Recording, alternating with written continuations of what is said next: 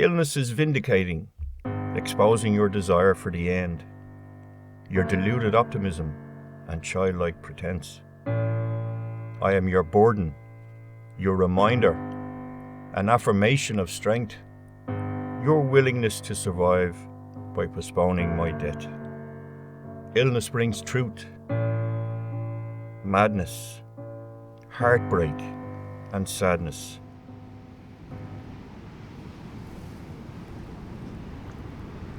People have been on dialysis like me quite a long time. I've been doing it now for 5.5 years. It's a good thing to get a kidney donor card, a really good thing.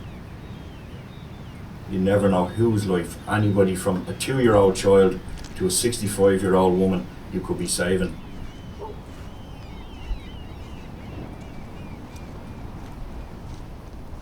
Well, the first thing I'd have to say is it's not a painful process. It's, like, to be quietly honest with you, it's incredibly boring. And it's a 4-hour stint, 3 days a week, or sometimes 4. You might do a Saturday. I do Monday, Wednesday and Friday. And I do 4 hours on the machine. You just really need to come to it like a job. So I see it as a job that I have to do, and it's a job, okay, that I don't get paid for, but it keeps me healthy and it keeps me, able to do what I like to do. Yeah, my music, play gigs, it gives me energy. Well, to occupy my time, I write. And this poem that I wrote is about, the first line is illness is vindicating, exposing your desire for the end. That might seem very bleak to some people, but this is what illness can do to you, and long-term illness, basically, this is what this poem is about.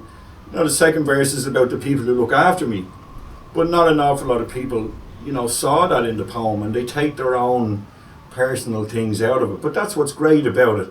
I know, obviously, what it's about, but, people take different meanings from different lines. And I mean, that's great, because all of a sudden it becomes this sort of sea of interpretation. Some of it is quite obvious, the fact that individuals are nothing, falsehood, twisted aberrations. We need to hold on to each other. We need to help each other. I can't hook myself up to the machine, and if I don't do that, I die. But somebody hooks me up and they look after me. And that's one of the most, amazing things any human being can do for someone else, to keep them alive and to spend their time. Okay, they get paid, but that means nothing to them. As I said, the nurses and doctors that work in these units, they're dealing with incredibly sick people and incredibly depressed people. No more chocolate, no more Guinness, no more, which is terrible. I miss Guinness terrible, I have to admit. But I mean, I'm glad to be alive, and I'm glad to be able to still do what I like doing. So, what can I say?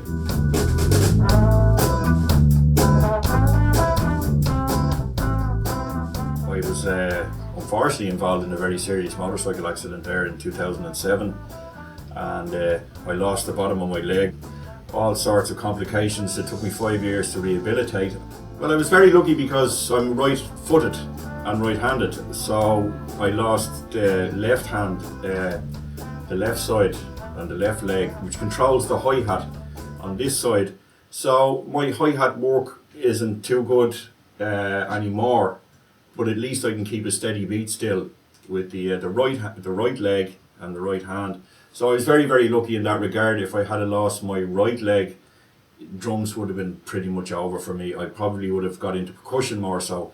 I like percussion now, I still play it, but that would have been it for me as regards playing fast with drums. Like, it's just, with a prosthetic leg, it'd be nigh on impossible.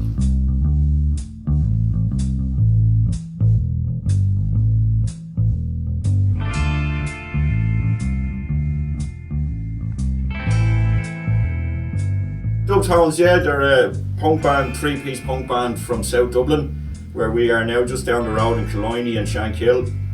And I was with them for 8 years, and we were playing sort of, the abbreviation is skunk, pardon the pun, it's ska punk. I was getting on, and the health really wouldn't allow me to sort of continue as such, touring or, travelling around. So I decided just to concentrate on the studio, so that's where I am at the moment.